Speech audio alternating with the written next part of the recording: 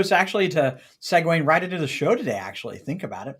So, hey, everyone, I am Jim Gast, and welcome to the Reboot. I am joined this week by my good friends here. Brian Bracci, B&L PC Solutions out of Long Island, New York. And I'm Dave Groot with WinStar Technologies in Culpeper, Virginia. And I'm David Luft with LDD Consulting out of Albuquerque, New Mexico.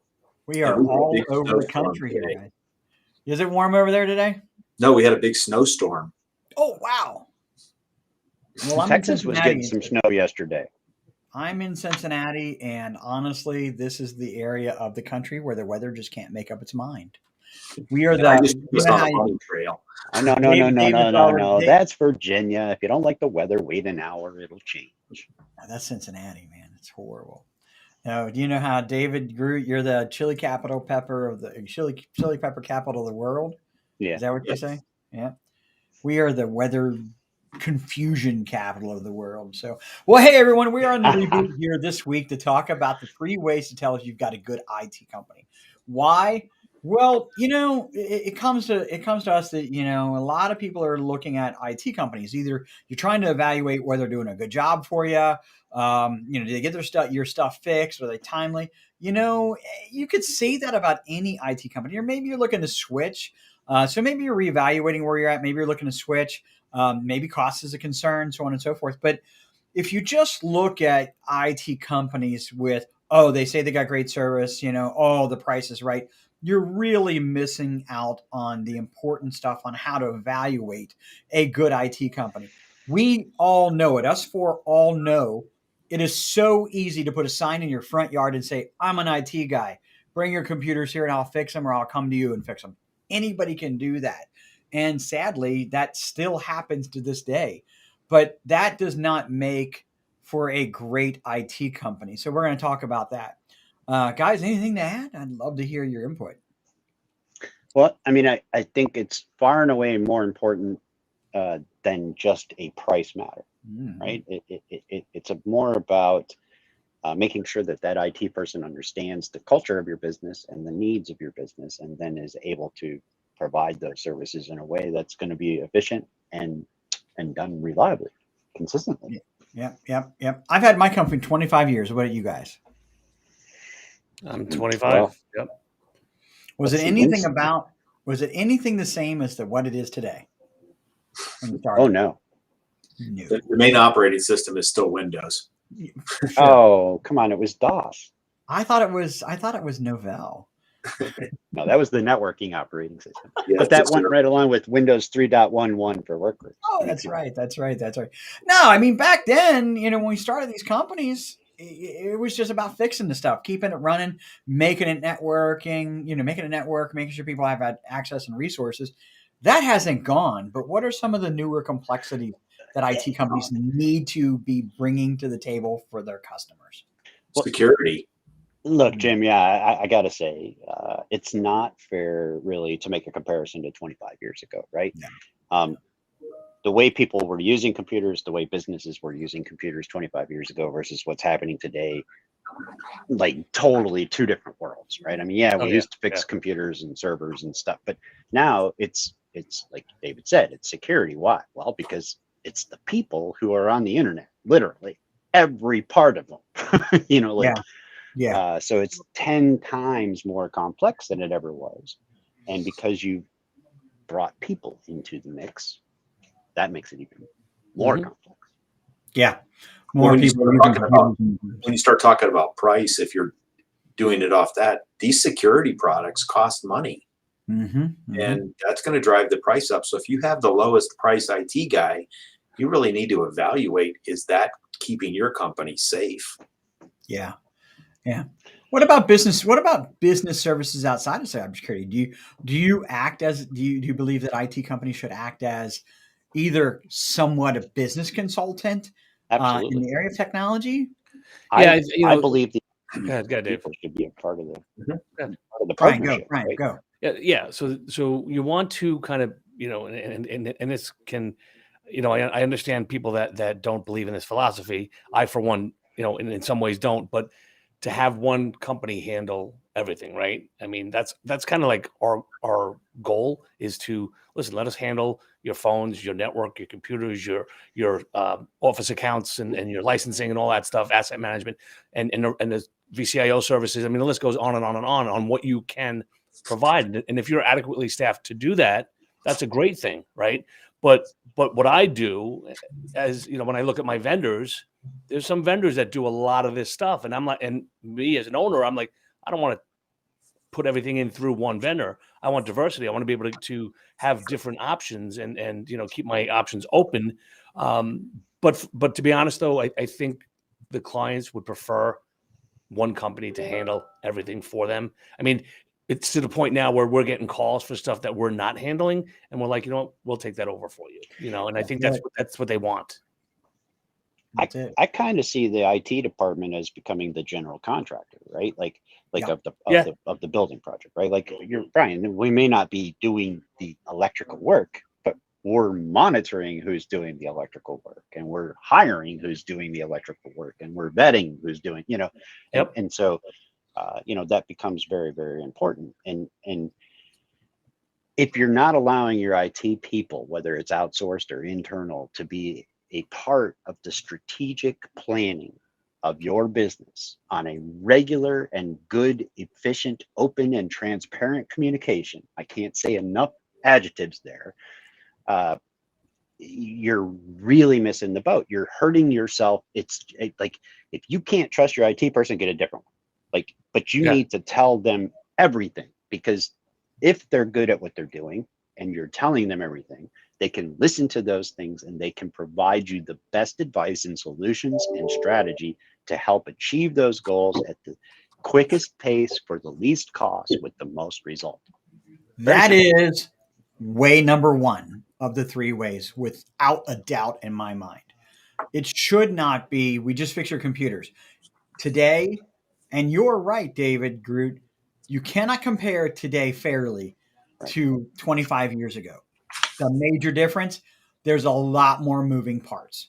And businesses today have a need for those moving parts, vendor management, voice over IP, whatever it is, right? Even if you don't do it, businesses have the need to have all of those things addressed, not by the business owner, maybe, not by anybody in the office, because they don't really know. That's not their job necessarily. That's why they've got a managed service provider. The term managed services, right? You're not just fixing stuff. You're managing all of the technology. Listen, I really believe that if you have a good IT company today, right, that has a good handle on everything, it's going to be hard for you to win that business. If they're doing everything right, aside from pricing comes into play there, but if they're doing everything right and they're handling this repertoire of services for you as they should be, and it should be difficult for you to try to win that business. Yeah.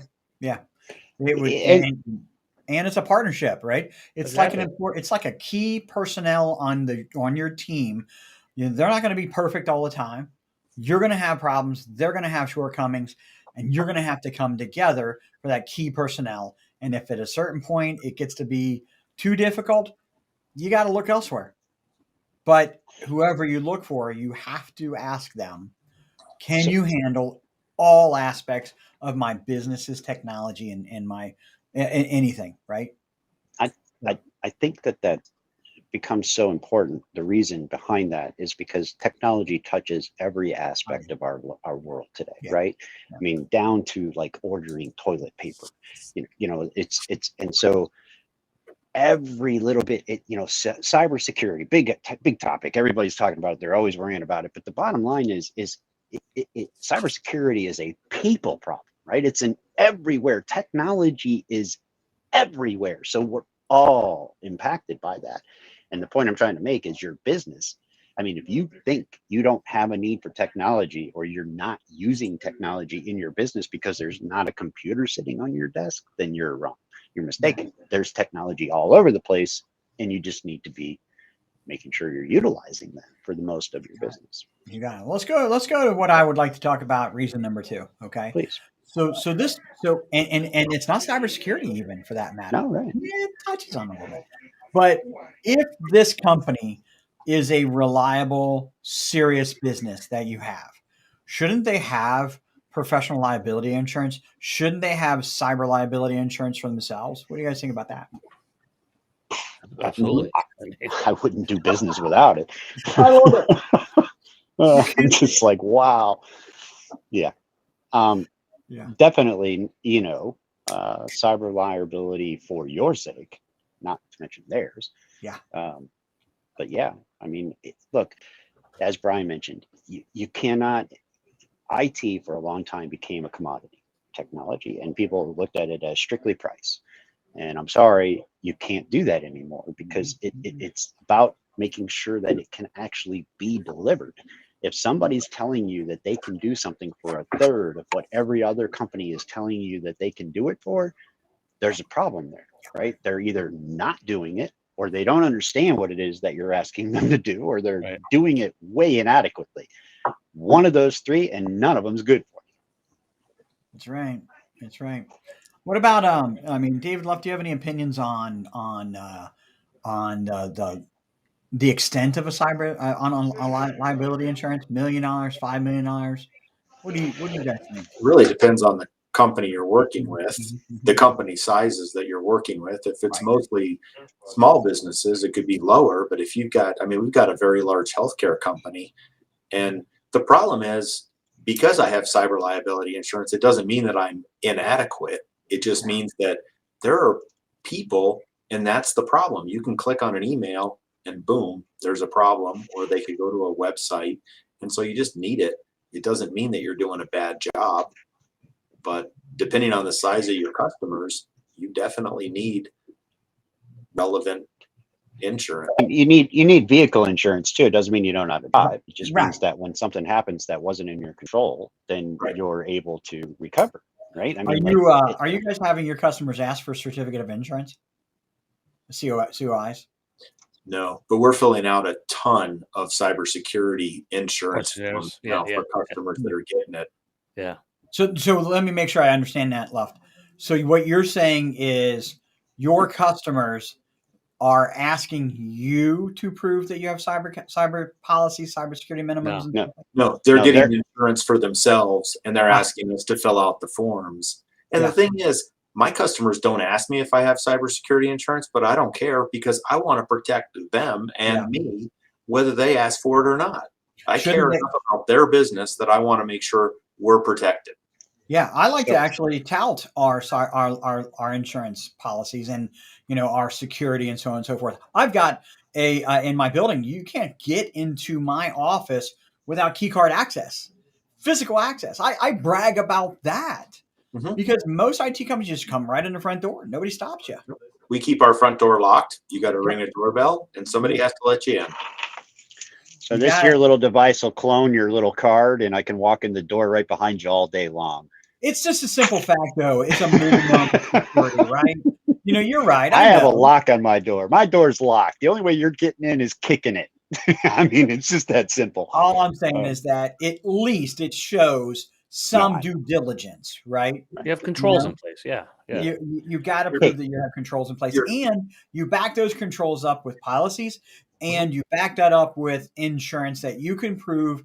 And honestly, any IT company that's decent, in my opinion, shouldn't hide those facts. No, indeed. Right? I mean, we have video cameras in our office too. Yeah, absolutely. I record every session. I know everything everybody's doing, every phone call, every click of the mouse, everything is recorded. Yeah. And then safely stored. Right? So way number 2, they're protecting you, by having insurance, and they're protecting you by not letting people come in their doors or infiltrating their businesses, right? And they have good practices and controls in place, right?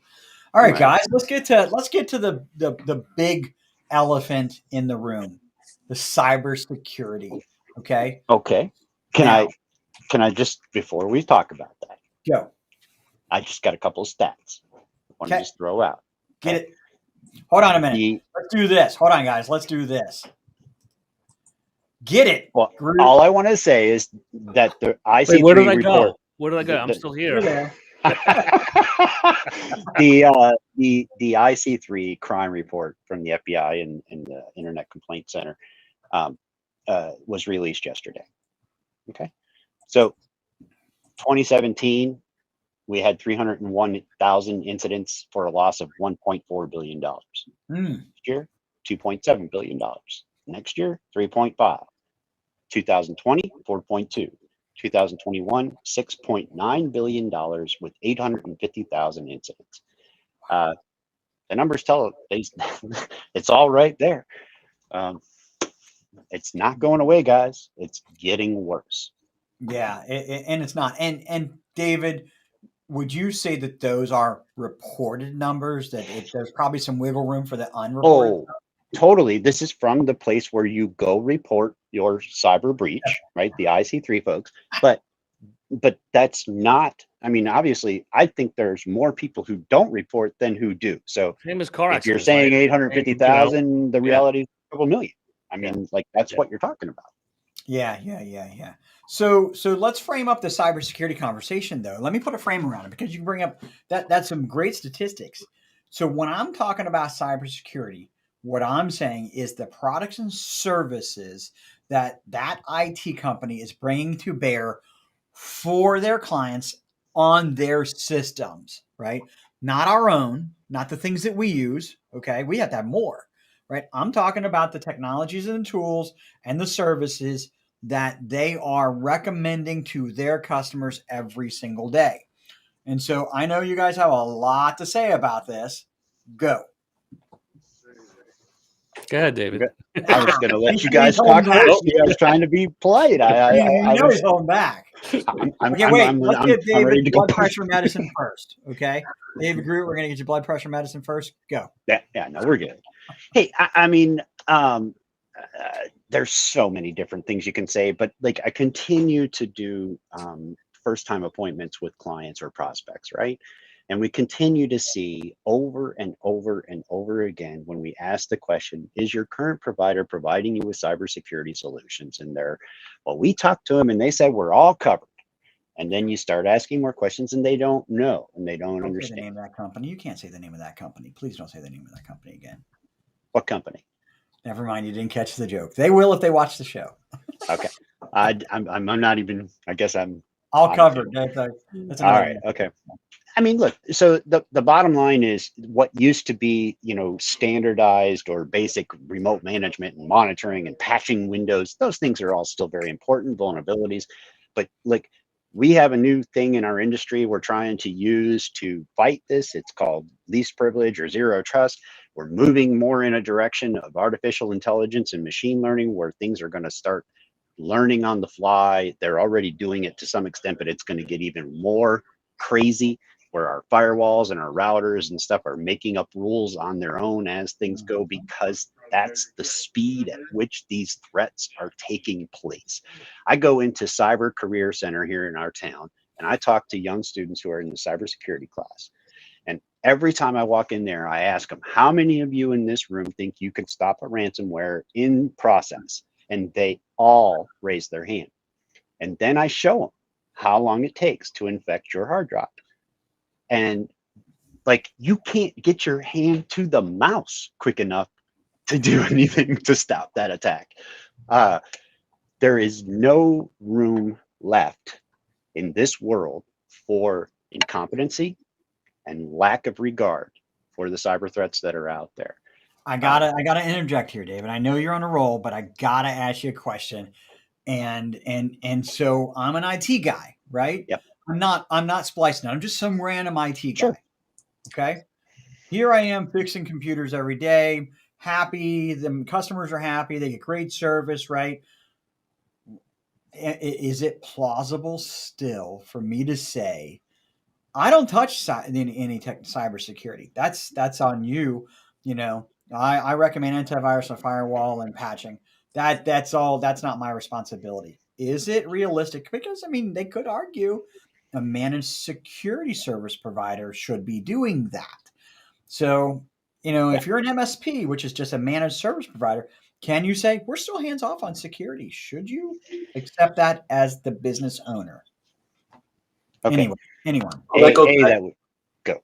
well, that goes back to what Brian was saying. You really need somebody who can handle everything, because if you have all these contractors working for you and they're not working together, you're going to have a very shambled environment. And Somebody's got to be the traffic cop. Somebody's got to be the traffic cop. Okay, that's a good one, right? Anybody else? Is it plausible that somebody could say that? I mean, really, it could depend on if the business is 100% cloud and they're using dumb terminals or what, you know what I mean? Like, and they're, but I still can't. I mean, and that's a stretch, So hey, you said it. It's a stretch. Yeah, I don't even think you could say that on Reality, because as soon as you say the word cloud, that tells me they're connected to the internet, which means there's a supply chain involved. And then I don't care what you say or they're doing, because now they're part of the internet and they're there. Yeah. They're on the battlefield, right? Like they're there. Sense, if an IT company is going to be a good IT company, they have to be addressing cybersecurity, whether they're doing it themselves or outsourcing it to somebody else. Here's what I would say makes a good IT company, and it's going to be the fourth way, Jen. I'm sorry. All right, go. That's okay. We promised 3. We got 3 at the least. Best IT companies out there focus more on business strategy than they do IT. Yeah. Right? Yeah. I mean, the bottom line is technology is everywhere. Again, I've said this and I'm saying it again. It's part of every part of our world. If your IT guy is just talking about IT, he's not thinking big picture. She's not thinking big picture. They're not taking care of your business. They're not moving you forward. That's the kind of partnership you need to have with your IT department.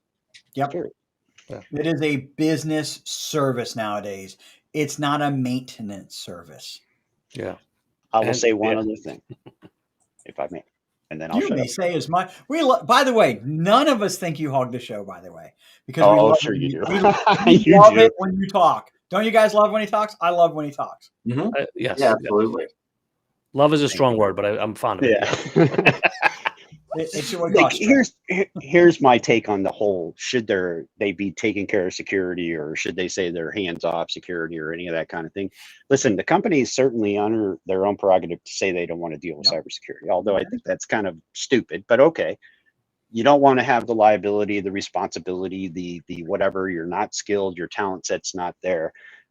Doesn't take away the need for cybersecurity on any level. And like if they're not talking to you about it, right? Are they doing it at home? Like, are they following through? Where are we going? Yeah. How can, in other words, how can you trust them in their own business practices if they're not talking to you about it? Is kind of what you're saying. Yeah, right? and then the other part of that is if something happens to you and you get breached, and they have a signed document from you saying, I decline that service, whatever, which is, again, if they're not doing it, they should at least go that far. Yeah. I can assure you, in litigation, okay, you will be deemed the professional, and you will be deemed the one who should have known better. And it will be put in your lap by the judge, who has no concept or understanding of cybersecurity or IT or networking or people or psychology or anything except for the law. Okay?